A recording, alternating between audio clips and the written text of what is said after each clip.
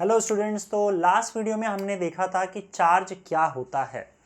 अब इस वीडियो में हम बात करेंगे कि भाई ये चार्ज होता कहाँ पे है एग्जैक्टली और कोई बॉडी जब चार्ज होती है और न्यूट्रल होती है उन दोनों में क्या फ़र्क होता है, और एक बॉडी को जब आप चार्ज करते हो या चार्ज ट्रांसफ़र करते हो तो इसका क्या मतलब होता है। तो पहले हम देखते हैं। देखो, कोई भी बॉडी हो, हम लोग को पता है कि ये बॉडी जो है वो छोटे छोटे एटम से मिलकर बना हुआ है। तो अगर सपोज करो मैं इस बॉडी में से एक एटम को निकालता हूँ, ध्यान देना, एक एटम को निकाल रहा हूँ, तो आप लोगों को पता है एटम का स्ट्रक्चर कैसा होता है। एटम में एग्जैक्टली बीच में होता है न्यूक्लियस, उस न्यूक्लियस के अंदर होता है प्रोटॉन्स और न्यूट्रॉन्स, और उसके अराउंड घूम रहे होते हैं इलेक्ट्रॉन्स। जितने प्रोटॉन्स होते हैं उतने ही इलेक्ट्रॉन्स आपको बाहर मिल जाएंगे। मान लो यहाँ पे 4 प्रोटॉन है तो आपको 4 इलेक्ट्रॉन मिल जाएंगे घूमते हुए। ठीक है। अब देखो यहाँ पे ये जो प्रोटॉन न्यूट्रॉन और इलेक्ट्रॉन है जिसको हम लोग सब एटॉमिक पार्टिकल्स बोलते हैं, एक्चुअली में इसी के पास चार्ज होता है और यही चार्ज जो है वो एक्चुअली में ट्रांसफर होते रहता है। इस दुनिया में चार्जेस जो है वो फिक्स है और ये चार्जेस इलेक्ट्रॉन प्रोटॉन न्यूट्रॉन के पास ही आपको मिलेंगे। देखो, अगर मैं इलेक्ट्रॉन की बात करूं तो इलेक्ट्रॉन के पास जो चार्ज होता है वो नेगेटिव चार्ज होता है, मतलब इलेक्ट्रॉन के पास जो चार्ज है वो एक्चुअली में नेगेटिव चार्ज है। प्रोटॉन के पास पॉजिटिव चार्ज होता है और न्यूट्रॉन्स जो होते हैं वो न्यूट्रल होते हैं। तो हम यहाँ पे बात कर सकते हैं इलेक्ट्रॉन की। Electron has charge. इलेक्ट्रॉन के पास जो चार्ज होता है उसका वैल्यू होता है -1.6 इंटू 10⁻⁻19 कूलम। याद रखना कि चार्ज जो है, चार्ज का एसआई यूनिट होता है कूलम। एसआई यूनिट यहाँ लिख देता हूँ मैं, एसआई यूनिट ऑफ चार्ज होता है कूलम। चार्ज को हम कूलम में मेजर करते हैं। इसके दूसरे यूनिट्स हैं पर उसकी जब ज़रूरत पड़ेगी तो मैं आपको बता दूंगा। फिलहाल ये एसआई यूनिट याद रखो, SI unit of charge is coulomb. Okay, हम चार्ज को कूलम में मेजर करते हैं। सो electron has charge -1.6 into 10⁻⁹ coulomb. अब ये नंबर देखो, ये बार बार लिखना इनकन्वीनियंट हो जाता है। तो ये जो 1.6 इंटू 10⁻⁹ है, ये जो नंबर आपको दिख रहा है, इस नंबर को हम क्या करते हैं, शॉर्ट में कई बार ई लिख देते हैं। ए, ये नंबर को लिख रहे हैं हम लोग, जरूरी नहीं है कि इलेक्ट्रॉन की बात हो रही है। इस नंबर को हमने क्या लिख दिया, ये जो 1.6 इंटू 10⁻⁹ कूलम है उसको हमने ई लिख दिया। सो electron has charge -1.6 into 10⁻⁹ coulomb, या फिर आप बोल सकते हो -e। इसके पास, एक इलेक्ट्रॉन के पास -e चार्ज होता है और e का मतलब होता है ये वैल्यू। ठीक है। अच्छा, प्रोटॉन के पास एग्जैक्टली सेम चार्ज होता है लेकिन वो पॉजिटिव में होता है। तो हम लिख सकते हैं proton has charge +1.6 into 10⁻⁹ coulomb, जिसको हम +e लिख सकते हैं। और neutron has no charge. Neutron के पास कोई चार्ज नहीं होता है। So neutron has no charge. तो फिलहाल न्यूट्रॉन की बात जो है वो यहाँ पे हम नहीं करेंगे, उसके पास कोई चार्ज नहीं होता है। तो एटम के अंदर आपको ये 3 चीज़ें दिखती हैं जिसमें इलेक्ट्रॉन के पास नेगेटिव -e चार्ज होता है, इसके पास +e चार्ज होता है। अब जब आप दो बॉडी को जैसे रब करते हो, रब करने के अलावा दो और तरीके हैं जिससे एक बॉडी को चार्ज किया जा सकता है।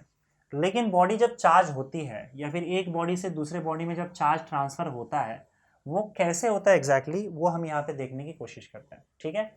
ऐसा यूनिट ऑफ चार्ज कूलम याद रहेगा, इसको मैं हटा देता हूँ यहाँ पे।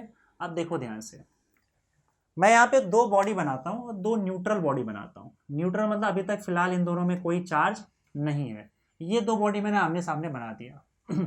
इसके पास भी जो है वो एटम्स है, इसके पास भी एटम्स है। एटम्स के अंदर इलेक्ट्रॉन्स, प्रोटॉन्स और न्यूट्रॉन्स हैं। ढेर सारे एटम्स इधर हैं, ढेर सारे एटम्स इधर हैं। अब आपने क्या किया, फिलहाल तो दोनों न्यूट्रल हैं, आपने क्या किया, दोनों को रगड़ा। ठीक है। अब रगड़ने के बाद क्या हुआ देखो ध्यान से। पहले मैं क्या करता हूँ, इसमें से एक एटम निकालता हूँ। मान लो इसके एक एटम को तुम देखते हो तो उसके एक एटम में 3 प्रोटॉन होते हैं और कुछ न्यूट्रॉन्स होते हैं। न्यूट्रॉन्स का जो नंबर है फिलहाल मैटर नहीं करेगा। 3 प्रोटॉन होते हैं और जितने प्रोटॉन्स होंगे उतने ही मैंने बताया इलेक्ट्रॉन्स हैं, तो 2 इलेक्ट्रॉन और ये आपका तीसरा इलेक्ट्रॉन। इसका हर एक एटम आपको ऐसे ही दिखेगा। और मान लेते हैं इसमें से अगर तुम एक एटम निकालते हो तो इस एटम में भाई 5 प्रोटॉन है और कुछ न्यूट्रॉन्स होंगे, न्यूट्रॉन्स में बना नहीं रहा हूँ, कितने भी हो सकते हैं, और उसके अलावा 5 इलेक्ट्रॉन्स इसके अराउंड घूम रहे हैं, क्योंकि 5 प्रोटॉन है तो फिर 5 इलेक्ट्रॉन्स भी होंगे। सो 3 4 5 प्रोटॉन्स के पास जितना पॉजिटिव चार्ज है एग्जैक्टली उतना ही इलेक्ट्रॉन्स के पास नेगेटिव चार्ज है। अगर मैं इस एक एटम की बात करूं तो इस एक एटम पे टोटल कितना चार्ज है ये हम लोग चेक कर लेते हैं। चार्ज को मैं क्यू से रिप्रेजेंट कर रहा हूं। देखो 3 प्रोटॉन है तो प्रोटॉन के पास प्लस ई चार्ज होता है, किधर गया, तो 3 प्रोटॉन है तो 3 प्लस ई, और 3 इलेक्ट्रॉन है तो 3 माइनस ई, इसका मतलब टोटल चार्ज 0 है। तो एटम जो होता है वो अपने आप में न्यूट्रल होता है। एटम इज इलेक्ट्रिकली न्यूट्रल, क्योंकि इसके पास जितना पॉजिटिव चार्ज होता है प्रोटॉन उतना ही नेगेटिव इलेक्ट्रॉन के पास चार्ज होता है। दोनों मिला के टोटल चार्ज जो है हमेशा एक एटम के ऊपर 0 होगा। तो इसका मतलब इसमें जितने भी एटम्स है वो सारे के सारे न्यूट्रल है। तो हम बोलेंगे कि ये बॉडी भी फिलहाल न्यूट्रल है, क्योंकि इसके हर एक एटम के पर टोटल चार्ज कैलकुलेट करोगे तो 0 आएगा। इसका भी वही हाल होगा, देखो, क्योंकि इसके पास 5 प्रोटॉन है तो 5 प्लस ई चार्ज, 5 माइनस ई चार्ज, टोटल मिला के 0। तो फिलहाल दोनों एटम्स न्यूट्रल है और ये सारे एटम से मिलके बने हैं, तो दोनों बॉडीज न्यूट्रल हैं। लेकिन जब आप घिसते हो दोनों को एक दूसरे को, तो इस घिसने की वजह से क्या होता है, इस एटम से एक इलेक्ट्रॉन उड़ के इस एटम के पास आ सकता है। तो मान लेते हैं ये वाला इलेक्ट्रॉन जो है वो उड़ के इसके पास आ गया, ठीक है। अब हुआ क्या बताओ। अब अगर आप टोटल चार्ज कैलकुलेट करोगे तो इस पर टोटल चार्ज क्या होगा बताओ। +3, प्रोटॉन को तो कुछ नहीं हुआ तो प्रोटॉन का +3 चार्ज ऐसे ही रहेगा, लेकिन इस बार -3 चार्ज तो पहले से था और एक इलेक्ट्रॉन उड़ के यहाँ पे आ गया, तो ये मैं हटा देता हूँ। और एक इलेक्ट्रॉन अगर उड़ के यहाँ पे आ गया तो इसके पास एक एक्स्ट्रा इलेक्ट्रॉन आ गया, तब इसके पास टोटल 4 इलेक्ट्रॉन हो गए। 4 इलेक्ट्रॉन है तो 4 माइनस ही हो जाएगा। नाउ 3 - 4 विल बी -1, इसके पास एक एक्स्ट्रा -e चार्ज नेगेटिव आ गया, समझे। और मैं बोलूंगा कि ये बॉडी जो है वो नेगेटिवली चार्ज हो चुका है। इसकी बात करते हैं, इस पे टोटल चार्ज हम लोग कैलकुलेट कर लेते हैं। इस पे टोटल चार्ज क्या आएगा बताओ।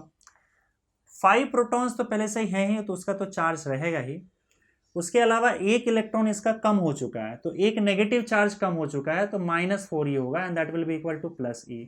तो मैं बोलूंगा कि भाई अब इसके ऊपर जो है एक +e चार्ज आ चुका है, इस बॉडी पर एक +e चार्ज आ चुका है और ये बॉडी पॉजिटिवली चार्ज हो चुका है। तो इसी तरीके से जब सिल्क और ग्लास के रॉड को रब किया गया तो सिल्क ग्लास के जो इलेक्ट्रॉन्स है वो सिल्क में चले गए। तो एक इलेक्ट्रॉन अगर यहां से यहां आया है तो मैं बोलूंगा कि एक पॉजिटिव चार्ज इसके पास आया है और एक नेगेटिव चार्ज इसके ऊपर आ गया। जो इलेक्ट्रॉन को रिसीव करेगा, जिसके पास इलेक्ट्रॉन आएगा, वो नेगेटिवली चार्ज हो जाएगा। जो जिसको इलेक्ट्रॉन छोड़ के भाग जाएगा उसके पास पॉजिटिवली चार्ज, मतलब वो बॉडी पॉजिटिवली चार्ज हो जाएगा। देखो पॉजिटिव चार्ज आना ऐसा नहीं है, बल्कि किसी बॉडी के पास पॉजिटिव चार्ज आ रहा है, इसका मतलब उसका इलेक्ट्रॉन छोड़ के उसको भाग गया। इलेक्ट्रॉन छोड़ने की वजह से एक पॉजिटिव चार्ज एक्स्ट्रा हो जाता है और इसीलिए आपको बॉडी पॉजिटिवली चार्ज नजर आता है। तो इसका मतलब आपका बॉडी चार्ज होता है इलेक्ट्रॉन के ट्रांसफर से, और सिर्फ इलेक्ट्रॉन ही भागता है। प्रोटॉन बीच में से छोड़ के अंदर से न्यूक्लियस से निकल के नहीं भागेगा ना। भागने का काम, याद रखना हमेशा, भागने का काम हमेशा इलेक्ट्रॉन करता है। इलेक्ट्रॉन बाहर घूम रहा होता है, उसका भागना आसान होता है, बीच में से प्रोटॉन निकल कर भागेगा नहीं। तो इसका मतलब अगर बॉडी पॉजिटिवली चार्ज कर रहे हो या नेगेटिवली चार्ज कर रहे हो, हमेशा ट्रांसफर इलेक्ट्रॉन का ही होगा। अगर किसी बॉडी को पॉजिटिवली चार्ज करना है तो उसका इलेक्ट्रॉन निकाल के फेंक दो। इसको अगर मुझे पॉजिटिव चार्ज करना है तो इसका इलेक्ट्रॉन निकाल के फेंक दूंगा मैं, ये बॉडी पॉजिटिवली चार्ज हो जाएगा। अगर मुझे इसको नेगेटिवली चार्ज करना है तो मैं क्या करूंगा, फिर मैं कहीं से इलेक्ट्रॉन ला के इसको दे दूंगा, जिससे क्या होगा, जिससे ये नेगेटिवली चार्ज हो जाएगा। तो इलेक्ट्रॉन मिला तो नेगेटिवली चार्ज, इलेक्ट्रॉन गया तो पॉजिटिवली चार्ज। तो बॉडी को चाहे पॉजिटिव चार्ज करना हो या नेगेटिव चार्ज करना हो, आपको इलेक्ट्रॉन ट्रांसफर करना पड़ता है, और इलेक्ट्रॉन ही ट्रांसफर होता है, याद रखना। नेगेटिव चार्ज और पॉजिटिव चार्ज बॉडी को चाहे तुम जो करो। अच्छा, इससे ज्यादा चार्ज करना है तो और घिसो, और घिसने के बाद मान लो एक और इलेक्ट्रॉन यहाँ से ट्रांसफर हो गया, तो अब इसके पास टोटल -2e चार्ज आ गया और इसके पास +2e चार्ज आ जाएगा।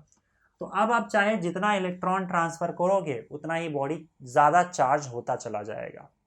तो इस तरीके से बॉडी को चार्ज किया जाता है। याद रखना कि ये कोई भी प्रोसेस हो, किसी भी प्रोसेस से अगर आप बॉडी को चार्ज कर रहे हो तो उसमें इलेक्ट्रॉन ही ट्रांसफर होता है। जिसको इलेक्ट्रॉन मिलेगा वो नेगेटिवली चार्ज हो जाएगा, जिससे इलेक्ट्रॉन छोड़ के भागेगा वो पॉजिटिवली चार्ज हो जाएगा। पॉजिटिव चार्ज बॉडी को करना हो या नेगेटिव चार्ज, ट्रांसफर तो इलेक्ट्रॉन को ही करना है, इलेक्ट्रॉन ही हमेशा ट्रांसफर होता है। तो इस तरीके से आप बॉडी को नेगेटिव या पॉजिटिव चार्ज करते हो। तो वैसे ही जब मैंने बताया था आपको कि जब आप स्केल रब करते हो तो उसमें स्केल में से इलेक्ट्रॉन या तो आपके सर में चला जाएगा या आपके बाल में से इलेक्ट्रॉन स्केल में चला जाएगा। यही एक प्रोसेस है। किसी एक बॉडी से दूसरे बॉडी में रब करने पर इलेक्ट्रॉन्स मूव हो जाते हैं और बॉडी आपका दोनों बॉडी चार्ज हो जाता है।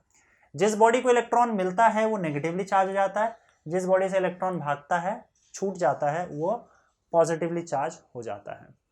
अब ये जो चार्ज है बच्चों याद रखना कि हर जगह पे आपको देखने को मिलेगा। मतलब जैसे अगर मान लो मैं अपने बॉडी को रब करता हूँ, जैसे आप सुबह सुबह उठो तो ऐसा कहा जाता है कि जब आप सुबह बिस्तर से उठते हो तो आपको कुछ करना नहीं है। अब तो हमारी बहुत बुरी आदत है कि हम सुबह उठते ही हम मोबाइल ढूंढते हैं, भाई मोबाइल लाओ, किसका मैसेज है क्या है। लेकिन हमको बोला जाता है कि जब आप सुबह सुबह उठते हो तो बहुत ज़रूरी होता है कि बहुत पीसफुली आप अपने दिन की शुरुआत करो। तो आपको करना क्या रहता है कि आप सुबह सुबह उठो बड़े आराम से और आंख बंद करना है और कुछ देखना नहीं है, बल्कि आप अपने हाथ को रब करो और रब करने के बाद उसको जब देखोगे तो आपको एकदम फील होगा कि आपने भगवान को देख लिया, इतनी शांति मिलती है। और इस तरह से अपने दिन को शुरू करना रहता है। तो देखो जब भी आप हाथ को इस तरह से रब करते हो तो याद रखना इस रबिंग में भी क्या होता है, एक हाथ से इलेक्ट्रॉन निकल के दूसरे हाथ में चला जाता है और आपने अपने दोनों हाथ को चार्ज कर दिया है। बॉडी हमेशा चार्ज नहीं रहता है, बॉडी का जो इलेक्ट्रॉन है वो ट्रांसफर होते रहता है। मान लो ये पॉजिटिवली चार्ज हो गया, इसका मतलब इसका इलेक्ट्रॉन निकल के इसके पास चला गया। अब इसका इलेक्ट्रॉन कोई और छीन लेगा, मैंने ऐसे हाथ रखा तो ऐसे फिर पास हो जाएगा। और यहाँ पे जो है ये जो पॉजिटिवली चार्ज बॉडी है ना, तो ये क्या करेगा, कहीं से इलेक्ट्रॉन लेके न्यूट्रल हो जाएगा, उसको चार्ज कर देगा, फिर वो किसी और बॉडी को चार्ज करेगा। तो इस तरह से चार्ज जो है वो कंटिन्यूसली ट्रांसफ़र होते जाता है। हालांकि ये चार्ज ट्रांसफ़र जो हम एक्सपीरियंस करते हो बहुत कम लेवल पे होता है, इसलिए आपको एक्सपीरियंस बहुत ज़्यादा अच्छे से नहीं हो पाता, पर हम कंटिन्यूसली हर जगह पे कुछ ना कुछ अमाउंट ऑफ चार्ज जो है वो ट्रांसफ़र करते रहते हैं।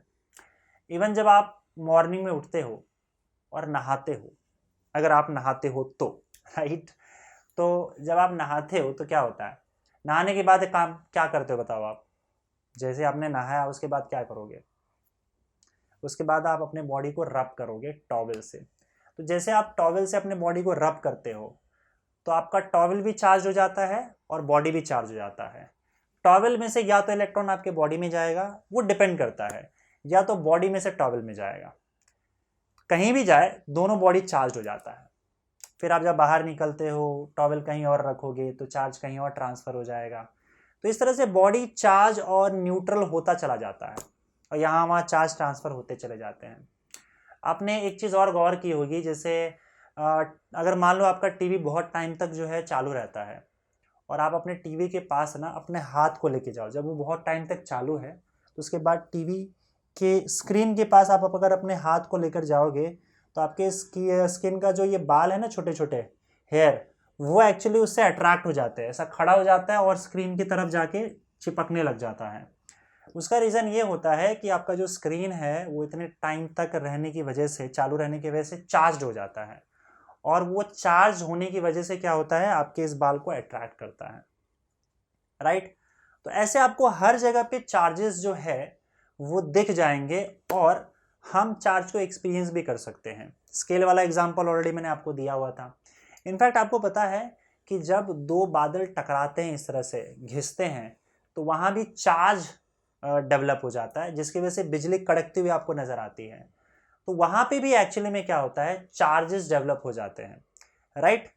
तो इस तरीके से चार्जेस की दुनिया में एक्चुअली हम रहते हैं और हमेशा कहीं ना कहीं कुछ ना कुछ अमाउंट ऑफ चार्जेस जो है वो आगे पीछे ट्रांसफ़र होते जाता है और बॉडी चार्ज और न्यूट्रल बनते चले जाती हैं।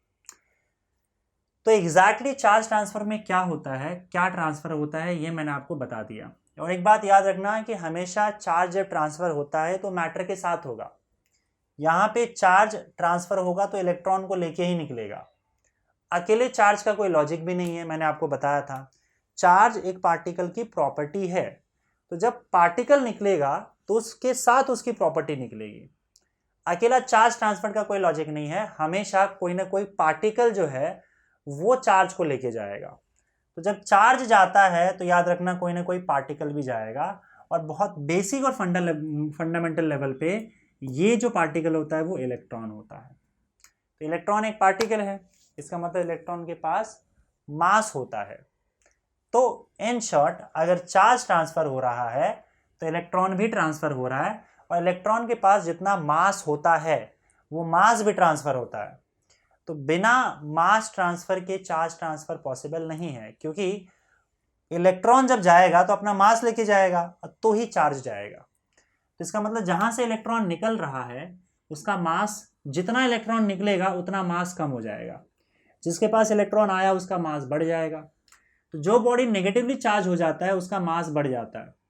हालांकि इलेक्ट्रॉन का मास बहुत कम होता है, पर स्टिल होता तो है, तो हम बोल सकते हैं कि उसका मास बढ़ जाता है, और जिसको इलेक्ट्रॉन छोड़ के जाता है उसका इलेक्ट्रॉन कितना मास कम हो जाता है।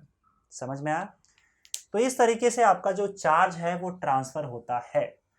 अगले वीडियो में हम लोग चार्जेस के कुछ प्रॉपर्टीज देखेंगे, और हम लोग ये भी देखेंगे कि भाई चार्ज बॉडी को कितने तरीके से किया जा सकता है। इस वीडियो के लिए बस इतना ही, मिलते हैं अगले वीडियो में। Thank you.